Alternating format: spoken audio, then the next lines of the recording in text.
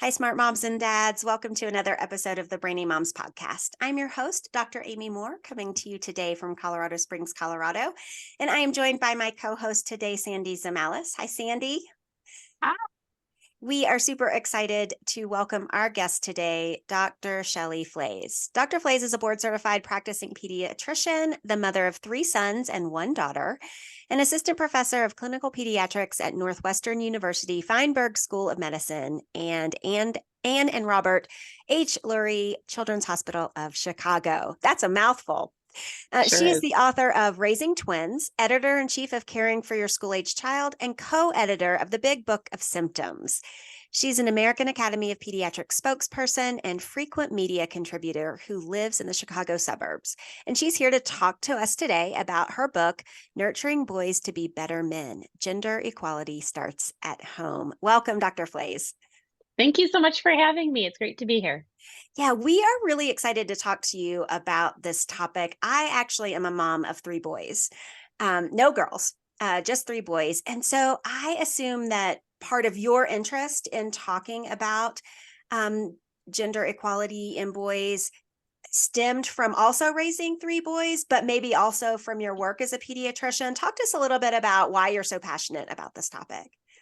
Well, really, I've worked on this book in earnest the past 3-4 years, but it's really been 22 years in the making. My oldest is now 21. And when he was 18 months old, I had twin boys.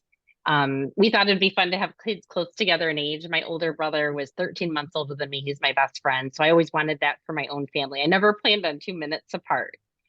And when I realized that I was going to be a mom to a brood of boys, something about their arrival together got me thinking. Working in a historically male-dominated profession, I was surprised at how we have come far, but we still have more to go. When I was a little girl, I always wanted to be a physician. It never occurred to me that it would be a juggling act to be a physician and a mom at the same time. Fast forward to present day, turns out it is still challenging. And so the questions, as a pediatrician seeing newborns through college, I have the fortunate ability to see kids of all ages at all times, and I very much connect decisions we make at early stages with how things pan out 10 years down the line, 15 years down the line, and decades later. And so it really got my wheels spinning. You also turn on the news and hear about current events, toxic masculinity, and I can't control what happens out there. But then here we have these young boys in our homes. Everyone is someone's son. So what are the decisions that we can make, even as early as pregnancy, that can make an impact? So it's a subject near and dear to my heart. Sounds like it, for sure. Sandy was like, I'm going to cry during this episode. She said, because I feel so strongly about this. And I was like, I've never seen Sandy cry. That could be fascinating. Well, and to that end, there's a lot of expressions. The book kind of goes ages and stages. It goes chronologically. So busy parents don't have time to read a 300-page book. So they can we're pregnant. Let's look at this chapter. Our son is 5 months old. Let's read this chapter. But then in each section, there are phrases that do us no favors. And so boys will be boys, or boys don't cry. And I always tell the story, and I share the story in the book. There was a tennis match. I can't remember which of the Grand Slam tournaments it was, but Serena Williams had just gotten back from having her first child. She had a lot of medical complications. There was a referee that was making some questionable calls, and she got upset and was challenging the referee. My 3 sons and I were watching this in real time.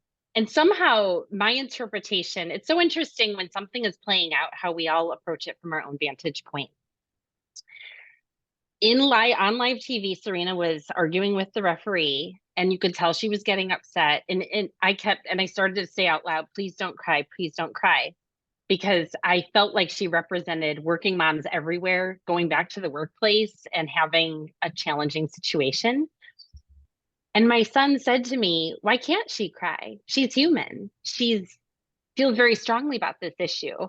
So to my then teenage sons, they were like, of course she can cry. so I was having the old school thought of no, it's a sign of weakness, show your strength, don't cry. Yet here were teenage boys saying it's okay if she cries. And so then I was really crying at that point because I never even thought of it that way. So whether it's a man or a woman, just to hear that perspective, and that definitely, writing a book like this is very humbling. And I very much am coming at it from a humble space, a growth mindset. I'm by no means perfect and have all the answers, but there's situations, scenarios that we can all do better. And so, but that was a moment that I was like, I'm doing okay. Absolutely. We'll just start with crying. How's that for positivity? I know. Yeah. And the reason I said that is because, I just feel so strongly. I only have one boy, but I just feel so strongly that in general, I feel like the world is hard for boys, and has been for quite a long time. So I just get tenderhearted over this topic. But let's talk about your book. You have one of your main goals is to have a roadmap to promote greater generational gender equality in our homes. So I'd like to start with that first goal, which you say is promoting a whole child approach, like you just talked about, and recognizing our sons as capable of the full range of human emotions despite generational perpetuation of the idea of male characteristics. Can you explain for our listeners what you mean by male characteristics and how the journey to this goal might look for parents and society at large? That's the $1 million question, right? And we as parents might have certain goals in mind, but then we launch our sons into the world. And so even though within our homes we have certain goals and belief systems, they're going to school, they're interacting with the community, they're going to youth sports, and very quickly you see what's out there. And as early as third, fourth, fifth grade, often society's putting boys into a box. The boys don't cry box, the be a man, tough it out, be independent. You don't need to talk about your feelings. Even how many times we're all here, moms of boys, how many times have people told you, oh, boys are so easy. You have it easy. How are boys easy? How is it easier having a boy than a girl? I feel that does our sons a disservice. So the general thinking out there is that girls are communicative, talk about their feelings, to these parents, perhaps too much so, but shouldn't our sons talk? Shouldn't our sons share their feelings? I feel that if you feel that boys are easy, then you're doing it wrong because they need to explore their inner lives. And absolutely, different people communicate in different methods. And part of that is meeting your child where they're at, learning their communication styles, knowing that after a hectic school day, perhaps followed by extracurriculars, simply as a parent asking, how was your day? That you're going to get crickets. You're not going to get anything.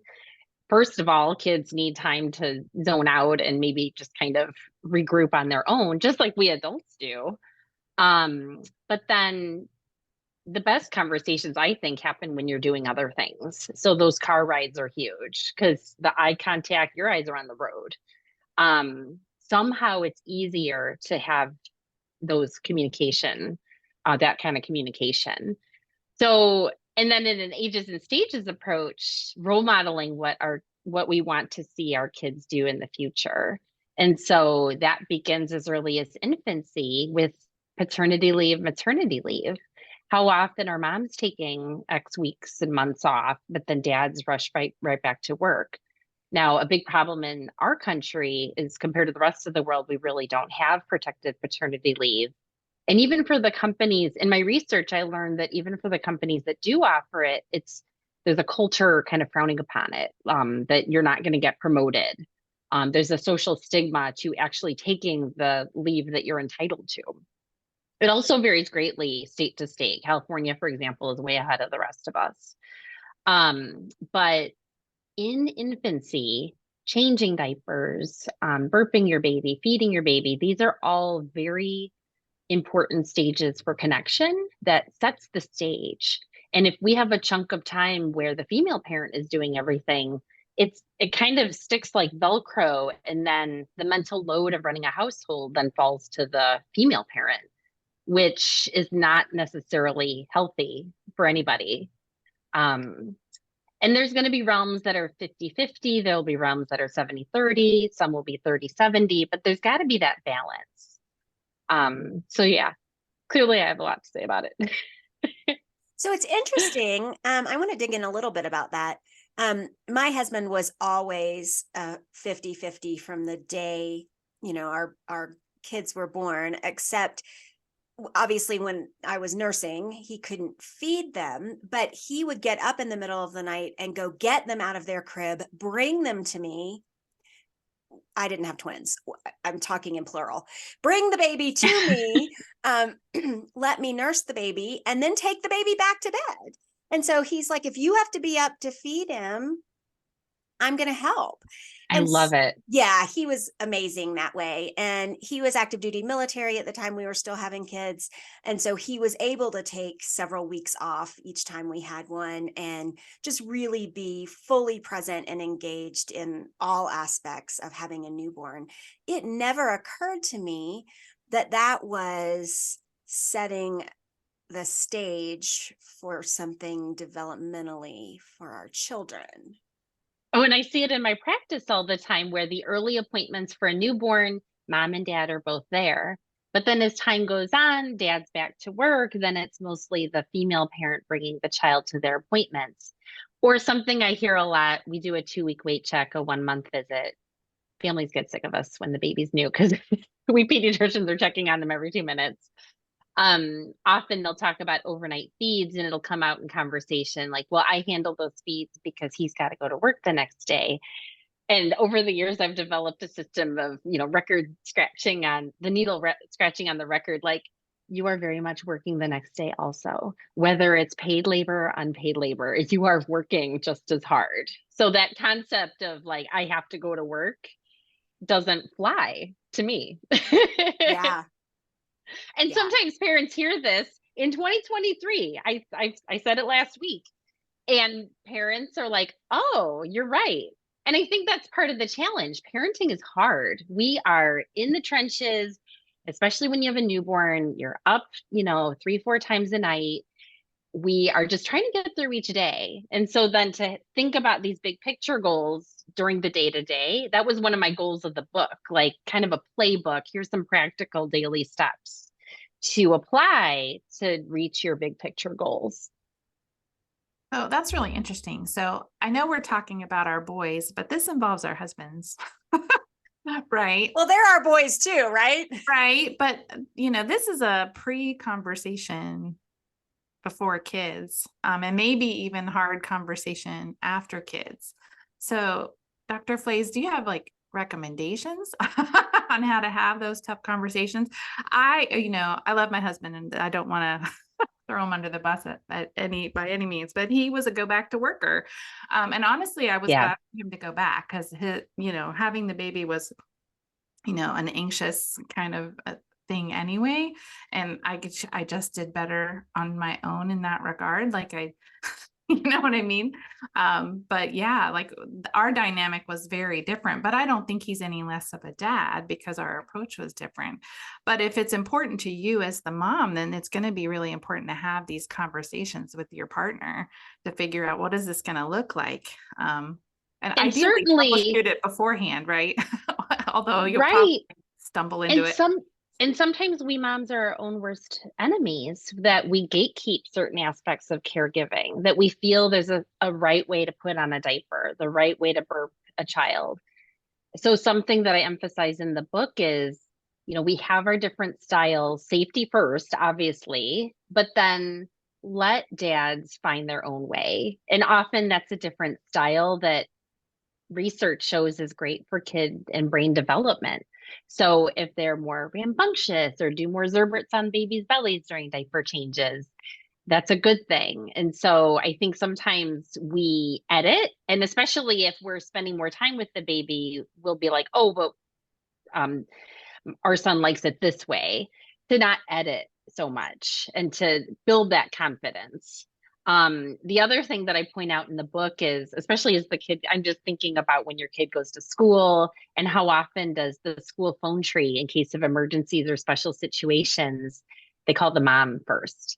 And so dad can be first on that phone tree, especially if dad's a stay-at-home parent or has a more flexible work situation. Child spikes a fever at school, the dad can be the first to be called. Or birthdays, holidays, who is kind of planning ahead, who's going to come, who's going to clean what part of the house, what's the food going to be. That can be shared between moms and dads. There's no reason it should only fall to the female parent. So I try to get really specific and list things that you may or may not have thought of. Like, these are the conversations you should have. I'm going to tackle oil changes and car maintenance, but then you're going to tackle the weekly warehouse shopping. And that sort of teamwork, the goal is that if a 4, 5, 6-year-old boy watches that, it normalizes it. Just seeing that the male parent is an active caregiver. And obviously this will look different for single parent homes or kids whose parents are living in 2 separate households. And in a way that is an advantage because they see that that parent does everything. So they see that it can be done. So I want to talk about toxic masculinity. I know that is a buzzword that we hear on the news, and we've just heard it kind of floating around for the last few years. And it's one of those terms that sort of makes me cringe, right, when I hear it. And so I want to talk about that versus aspirational masculinity, like how we find the balance there. I'm a Southerner. And I am all about chivalry. And so I want to hear where you land on this. Let's just have that conversation. I love chivalry. I'm from Chicago and I love it. I think that the issue, and it's hard to pin down, but the issue with toxic masculinity is it very much tells our boys and men what not to do. And don't this, don't that. And it's interesting because if you have a toddler, if you say don't this, don't that, then they'll just, that all they hear is the part after the don't. Right, after the don't. Or how many times do I talk to a family and the toddler's favorite word is no? And it's like, well, then, we parents, how often are we saying, no, don't touch that? So again, I can't turn off my pediatrician brain. Developmentally for toddlers, I'm always recommending to families, talk about what you can do. Like, come sit on this chair by me instead of don't pull on the blinds or whatever the situation is. So similarly, I think the problem with toxic masculinity is it basically is like, don't this, don't that. Well, what can boys do? Well, they can be whole people and they can cook if they want to, and they can be considerate. And they can connect with their friends, and they can share their problems if they've had a bad day. So I think I agree. I find it so limiting. And sending my 3 boys to college, my 3 boys are now 21, 19, my twins, closer to 20, which is a little scary to think about that they're not even going to be teenagers anymore. But even when they left for college, you hear a lot of conversations guided towards females, how to be safe, make sure that your beverage at a party is always attended to. Are we having those conversations with boys as well? It's interesting how our coaching for leaving our homes can be gendered. And so it's a complex topic for sure. And there were situations, I would use those opportunities from things in the news as teachable moments. So there was an incident at Stanford years ago where a woman was compromised, and then way later the judgment came out and the perpetrator had a very light sentence. And as uncomfortable as it was, and this individual happened to be a member of the swim team, and my kids were swimmers growing up. And so somehow that relatability, it's not pleasant to talk about, but it was something that I brought up with my sons. And I think it can go either way, whether you're a boy or a girl. You might unfortunately have something put in your beverage at a social gathering and your consciousness may be affected. that shouldn't be gendered advice. And so these are tough conversations that better to have it with you. Your children are exposed to it. I think part of the issue, even when it comes to school shootings, violence at school, active shooter drills, so many parents I know are afraid to talk to their kids about it. And it's like, well, as early as kindergarten, this is what schools are doing. So it's happening. And as a parent, you should add your voice to that communication, because it's going to happen whether you're a participant or not as a parent. Yeah. I always find that that's kind of like, some of the things that you're describing, like having these conversations with our kids. And you were just talking about, that mental load for us as moms. Sometimes we've got to figure out that mental load.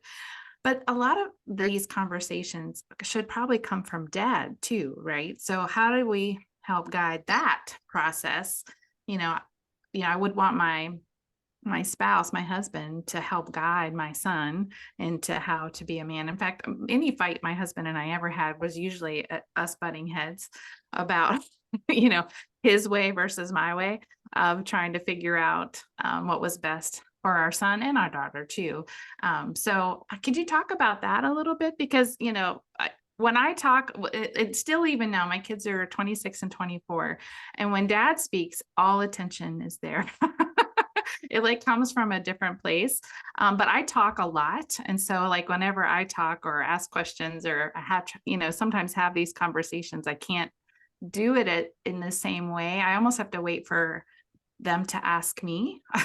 It's a different dynamic that I have with my kids in that case. So, and talk about that a little bit. How do we get our husbands involved in this? Because again, that mental load about, we see everything and we're always trying to make sure our kids are prepared for everything and all things, like, well, but that's the tricky part, because part of the mental load is the remembering to do certain things. And so I take a bit of an issue with the fact that the mom should tell the dad to have the conversations.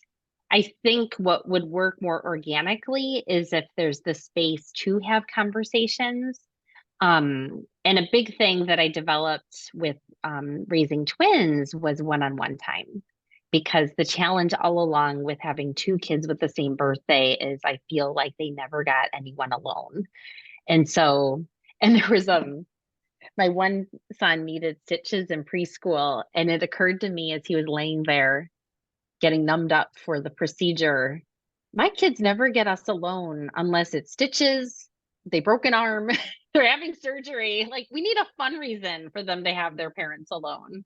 So it was then that we realized for each kid's birthday, they're going to choose a restaurant and get mom and dad to themselves, which is a tradition that we've carried on. And that's pretty sad because it's one time a year. Like, we could pull that off. It's once a year. But I think what I'm trying to express here is having that one-on-one time, which leads to those organic conversations. It's really tough to plan it out. If we as the parents are like, let's talk about this, it doesn't seem to go as well. But to ask open-ended questions and to kind of pick up.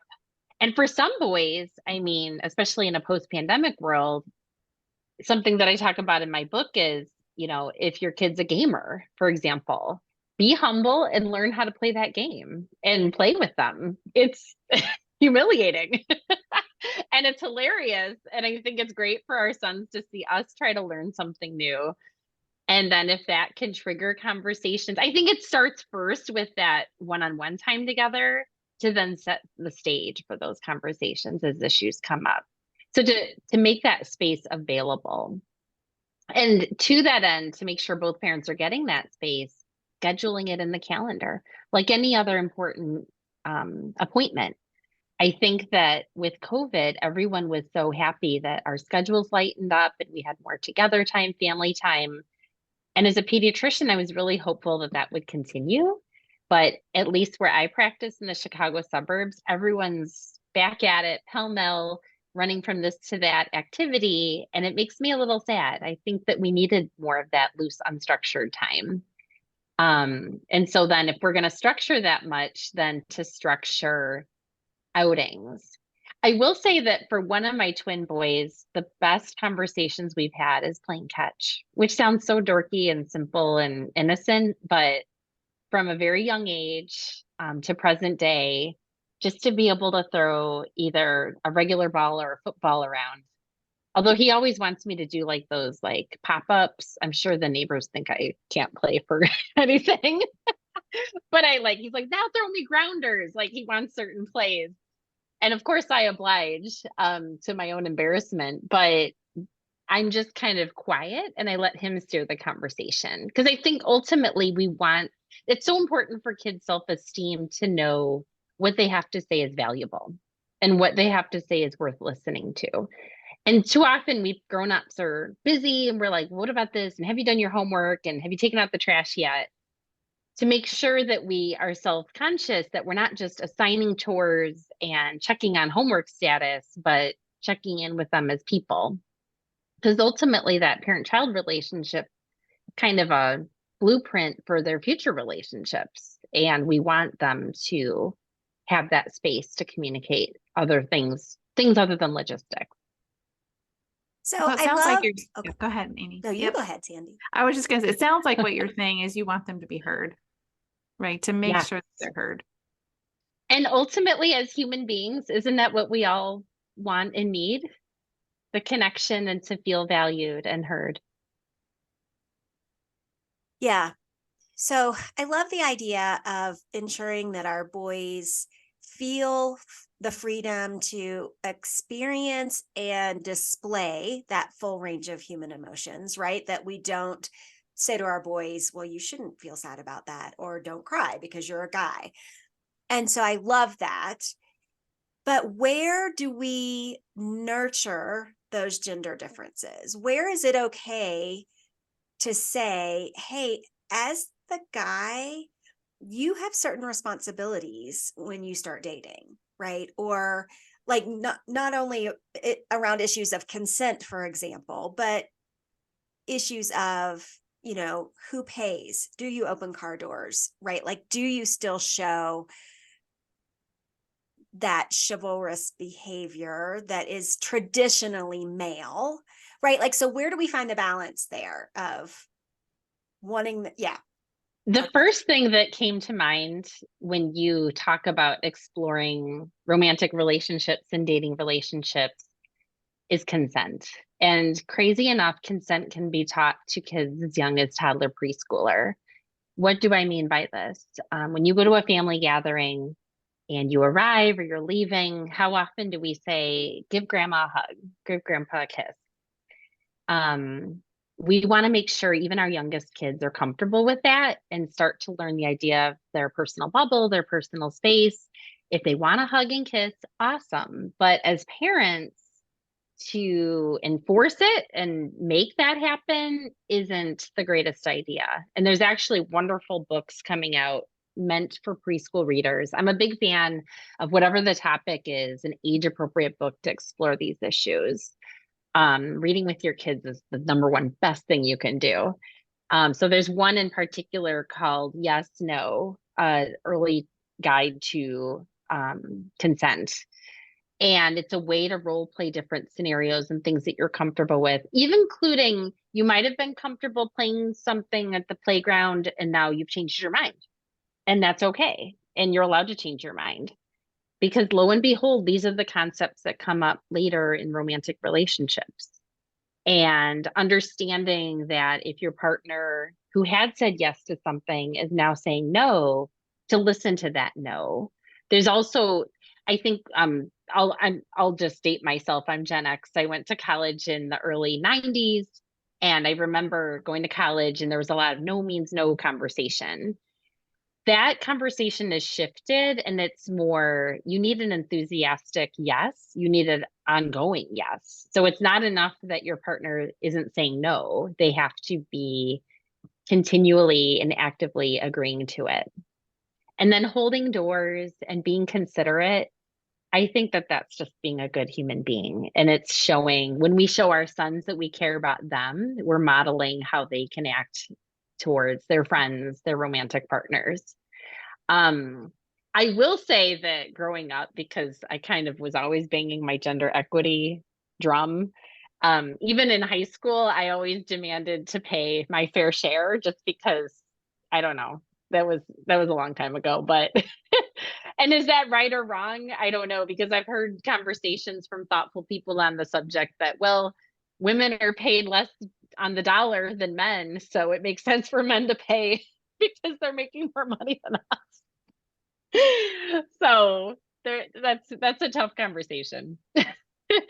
On who pays, absolutely. Yeah. Yeah.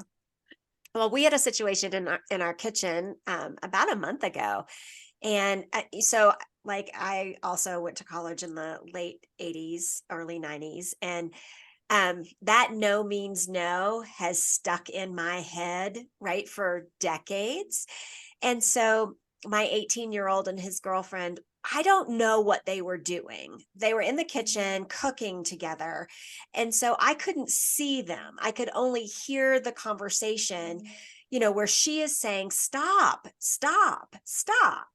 And so I don't know whether he was tickling her. I don't know. Like, I couldn't see. All I could hear was her saying, Evan, stop, Evan, stop. And I lost it, like lost my marbles. I turned around. I was in the living room. I turned around and I'm like, no means no. If she says no, I mean, I like lost it. And they are both standing there like, what just happened? Well, anyway, I found out a couple of days later that she was actually egging him on, right? And so, and she admitted to it being, as much, her fault as it was his. And she just liked getting a rise out of him. And I said, okay, but from my perspective, this is where I'm sitting. This is what I'm hearing. And I have raised my boys to honor no. Right. Right. And viewing that through an ages and stages lens, my perspective is always that it's easier to teach concepts early because then it normalizes it, becomes part of your pattern. So when you talk about siblings roughhousing, and if one is saying that's enough, or even parent to child or sibling to sibling, a tickle fest, and they're like, stop it, honoring that request. Or in this day and age of smartphones, I've had a few occasions where one of my kids fell asleep in the car and someone's taking pictures. Yo, don't be taking pictures without their consent. And certainly not sharing to social media, that sort of thing. So consent for, digital images, consent for tickling. There's so many daily opportunities that come up. And I think the earliest relationship a child has is with their parent, and then siblings if they have it. And then it goes to the teenage, I thought you were going to say he was shredding too much cheese or something. No.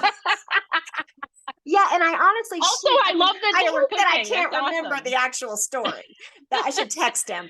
But I love that. That's also awesome that they were cooking, because that's awesome. Yes, and she's always bossing him around in the kitchen, right? Like, because she doesn't like how he does it. But yes, she was the instigator. It just didn't sound that way from the conversation I was overhearing. Right, for sure. Yeah. But yeah, my perspective is always planting seeds, knowing that birth to fifth birthday is such an amazing time for a child's brain development, self-esteem, maturation. And so I'm all about taking action earlier. So, and that's what the book strives to do. Like, okay, now your kid's in second grade. Now what do we do? What are the things they need to think about? So this seems like a good time to kind of talk about platonic relationships with our boys and girls, really. You have some tips for parents about how to help build self-esteem with platonic relationships. We're not talking boyfriends, girlfriends. Why don't you share a little bit about that? All right, we're going in reverse chronology. We are. And whether it's with your, classmates at school, your youth sports programs, religious education. I loved that my kids did club swim growing up, and it drew from the whole area.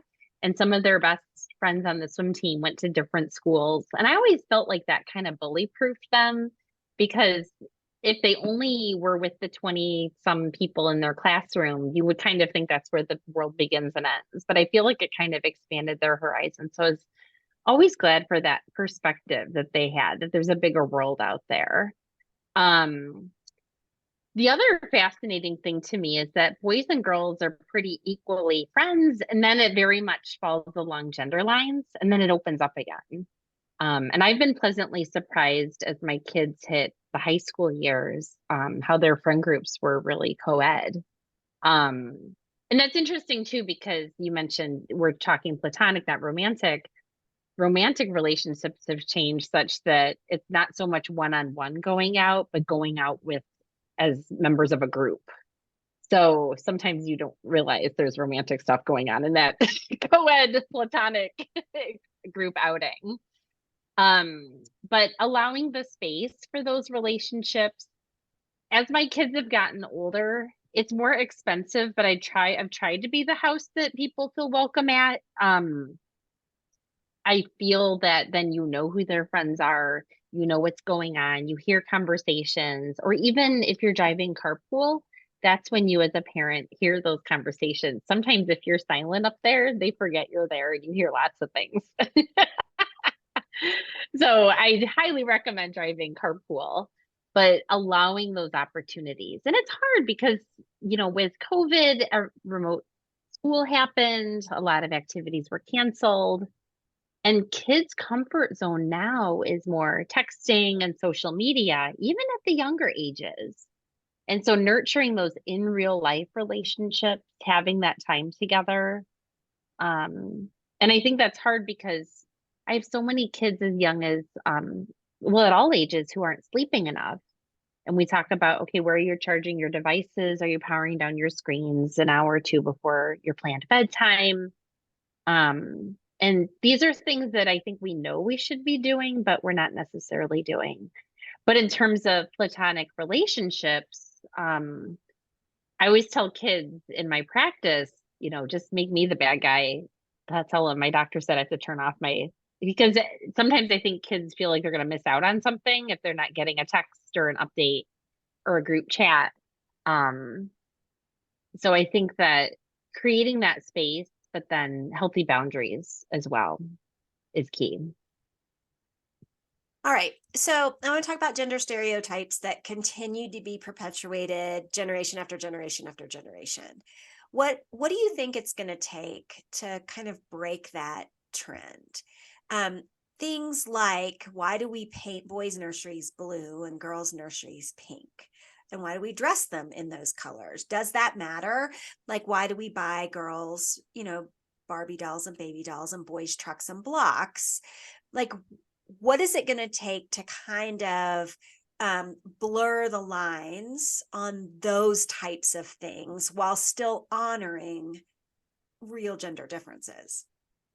For the book, I interviewed several families, and one of the families I spoke with, we discussed colors, and you mentioned, boy blue color schemes and girls pink.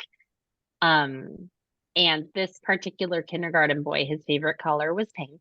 This was before the Barbie movie, because I think past summer with the Barbie movie coming out, everyone's embracing their inner pink, regardless of gender. But the expression they shared with me was that colors are for everyone. And I love that. I think, and some kids, you ask, what's your favorite color? And they'll say rainbow, because colors are for everyone. So I think as a parent, if your child, one family I talked to, their daughter always wanted yellow shoes, and they don't make a lot of girl yellow shoes. And so they went to a shoe store, and the employees kept telling the parent, now these are boy shoes, just so you know. The girl was like first grade. And the mom's like, yup, that's okay. Like, doesn't matter. So that's what I mean when I talk about, like, as parents, we can have the best intentions, but then you face the rest of the world. So I think just smiling and nodding and being like, yep, my daughter can wear yellow shoes, or sure, my son can love pink. That's absolutely fine. But then also a family I spoke with, the first grade Valentine's Day party. The mom purchased rainbow erasers for the classroom. And the daughter looked at it and said, well, what are the boys going to get?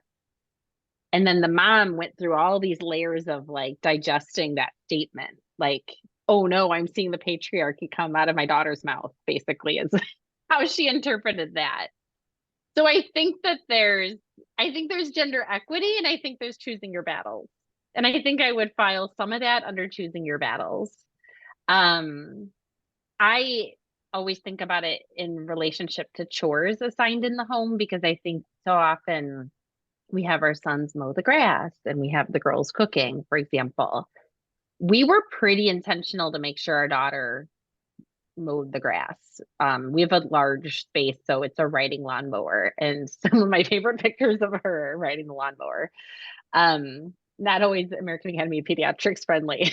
I won't say how old she was when she did it, but my sons, I happen to love cooking, and everyone, as it turns out, needs to eat. It's a life skill, and so from a very young age, I got them involved in the kitchen. And so my 21-year-old has been home this week before heading back to college, and I was at work and he made arepas because the recipe was sitting on top of my stack and he thought it sounded good and he had the time to do it. And I thought, that is amazing. And when you think about it, some of the best professional chefs are male when you look at like award-winning restaurants around the world. So clearly cooking is not something that only women can do. Like I've never understood like why women are expected to cook, but then the best chefs are male.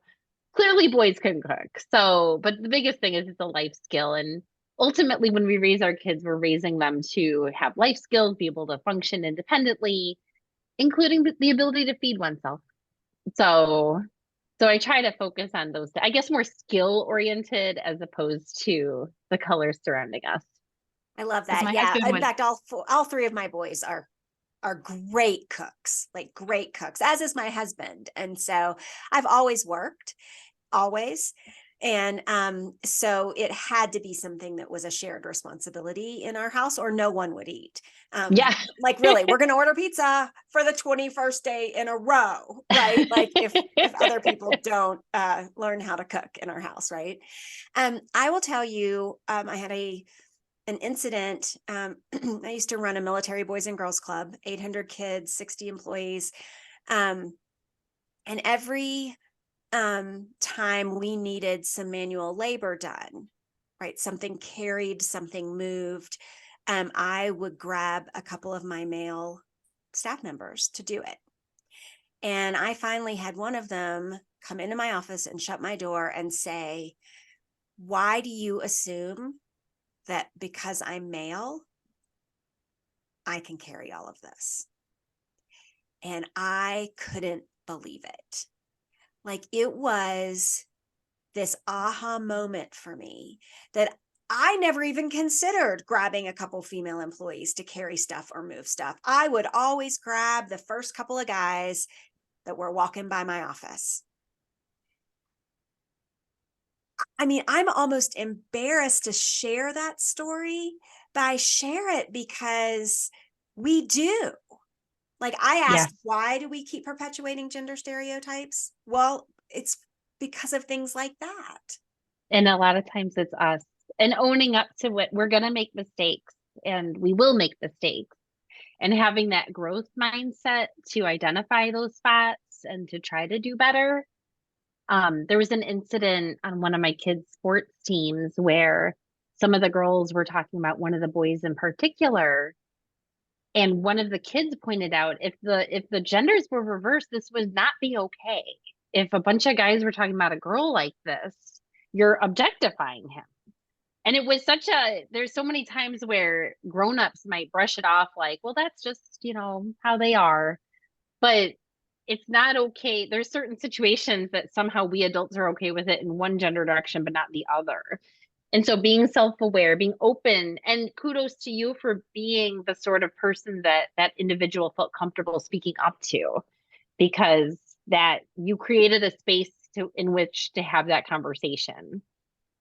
And that's important. And I think that's a big theme of mine, like create the space for those conversations because our kids will inform us, especially Gen Z. I feel like they're so much smarter than the rest of us on so many issues. And I think we adults all too often we think we got it all figured out. No, we need to listen. Somebody smarter than me said that by the time your kids hit 12, they already know their parents' opinion on everything under the sun. That's when we need to talk less and listen more. Also because they're about to leave us. Those final high school years are like lightning fast. And so it's like the launch pad, and it's the basis of the rest of your relationship as they embark on their lives. So yeah. All right. So we need to take a break. Let Sandy read a word from our sponsor. And when we come back, we will wrap up with any final thoughts. Are you concerned about your child's reading or spelling performance? Are you worried your child's reading curriculum isn't thorough enough? Well, most learning struggles aren't the result of poor curriculum or instruction. They're typically caused by having cognitive skills that are, need to be strengthened. Skills like auditory processing, memory, and processing speed. LearningRx one-on-one brain training programs are designed to target and strengthen the skills that we rely on for reading, spelling, writing, and learning. LearningRx can help you identify which skills may be keeping your child from performing their best. In fact, we worked with more than 100,000 children and adults who wanted to think and perform better. They'd like to help you get your child on the path to a brighter and more confident future. Give LearningRx a call at 866-BRAIN-01 or visit learningrx.com. That's learningrx.com. And we're back talking with Dr. Shelly Flais about her book, Nurturing Boys to Be Better Men, Gender Equality Starts at Home. So Dr. Flais, talk to us a little bit about some of those phrases that just come flying out of our mouths, like boys will be boys. that's the worst. Right. Okay. So why? Why is it the worst? You started with my number one. Well, at a family gathering when my 3 boys, all born within 18 months, were small, all the boy cousins were just kind of running around, and all the grown-ups were standing there saying over and over, boys will be boys. And I thought, what a limiting statement. So we've just thrown this whole gender under the bus. Like they're just rambunctious, they're not analytical, I feel limits, kind of like toxic masculinity. It limits what our boys can be. And so what's hard with families is you've got different generations and you've got different layers, aunts, uncles, etc.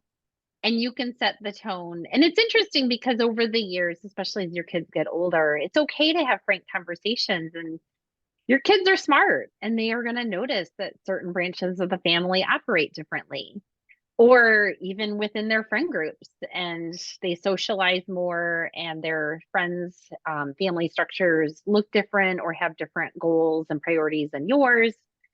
I found myself saying, I don't know what grade it was, but I'd say, well, in our family, blah, blah, blah, because there was always things going on. Even, I'm a pediatrician, so I'm all about car seat safety. And at very young ages, a lot of kids were already no car seat in the front seat, well below the legal age in Illinois. And so my kids would be like, well, why can't I just ride in the front seat too? And I'm like, well, in our family, we believe in safety. And I would say things like, you don't want mom arrested, do you? And sometimes you'd be like, yeah. Oh, yes. Oh, yes. You can't use that one because I can't tell you how many times my kids would go, I'm calling social services, mom. Because I would say, hey, they'll call social services on me if I let you do that. Right. And so then they turn that around and weaponize that, for me. It became a catchphrase. Yeah. Like, if you don't let me do this, I'm calling social services. Or they'll yell child abuse. And that in and of itself underscores the power of words. And so in terms of don't cry or toughen up, even in youth sports teams, very quickly I heard toughen up or man up is another one. And so you might be aware that the coach said it to your son. And so to have a conversation about it and open-ended questions, like, how did you make that feel? Or do you feel that it's, wrong to cry? Just to ask questions about it, to give your child the space to be analytical about it. I think one of the challenges of childhood is you trust the grown-ups around you. I know when I was a kid, I just assumed adults had it all figured out. Lo and behold, I'm an adult. Now I know we're all just winging it, doing the best we can with our circumstances present at the time. And so I think that when your child goes forth into the world and hears certain things from a coach or different scenarios, to give them the ability to explore that and to know that they too should have a growth mindset, or to identify that there's adults out there who could use a refresher on their way of looking at the situation. And you don't need to forgive, you can be respectful to a coach and be true to your sports team, but then not agree with the way something was communicated. And so having those conversations, I think, is part of it. And then God forbid if something were inappropriate, or, as the kids get older, if there's some hazing or abusive situation, you want your son to have the space to speak up. There's plenty of cases in even the professional sports world where male victims have come forward later to talk about how they were compromised, and it's still taboo. And people even think, well, it's a guy, why are they worried? Which is, they're human and they were violated, and that should matter. So, and that starts in the young ages. And I think that starts with those expressions. So boys will be boys don't cry, man up, toughen up, or boys don't XYZ. No. And it's, even if you're, one family I talked to, the grandparents were like, well, what should we get them for the holidays? And they had 2 young boys, and the mom said they would really love a play kitchen. They would think it was the best thing ever. And the grandfather was like, really? He's kind of like, aren't you going to play with trucks and cars and things like that? He obliged and was shocked at what a resounding hit it was. And I think that grandpa, and God bless him, had, he obliged with the parents' wishes and then saw for himself that was definitely the right move. And so, and when we have family members like that, awesome. We may not. And that's the beauty of humanity and our relationships with each other, because somehow we can love our family members, but not necessarily agree with all their choices, their decisions, their ways of being. We had a play kitchen for way our too boys, deep. and it was like, that play kitchen was probably the most used part of our playroom when my boys were little. So that's probably why they all cook now, right? Because their dad role modeled. It sounds like their dad was role modeling and normalizing it. So, and that matters. That's huge. If they can see it, they can do it. I like that. Any last thoughts that you have for us, Dr. Flais? So a big theme of mine is connection, and connection will look different when your child is an infant versus 5 years old versus 12 years old. And so one might look at the title of the book and think, oh, well, she's an issue with men. Being a mom of sons, this book is very pro boy, which is a really weird way to phrase it. I want boys to be whole, complete people. I want them to feel connected. And so bottom line, we kind of plow through the ages and stages and talk about how parents can nurture that in their boys. And then it's win-win, because when they're decades later able to communicate, reach out for help when they need it, it boosts their mental health. It's men and women similarly will benefit. So I hope that you enjoy the book. Absolutely. All right. This has been a fantastic conversation. Thank you so much, Dr. Shelly Flais, for coming in, talking about your book, your passion about what it looks like to raise boys in this world today, right? How we don't have to do it the same way we've done it for generation after generation after generation, to really honor the whole child. who then becomes the whole man, right? Exactly. Listeners, thank you so much for joining us today. If you would like information about Dr. Flais's work, you can connect with her on Instagram and Facebook at, oh my gosh, my contacts just fogged up. Shelly Vaziri Flais, MD. That's ShellyVaziri Flais, MD. And on Twitter at Shelly Flais, MD. FLAIS. We'll put those links and handles in the show notes so that you Thank don't you. have to go back through and blend all of those sounds that I just linked together.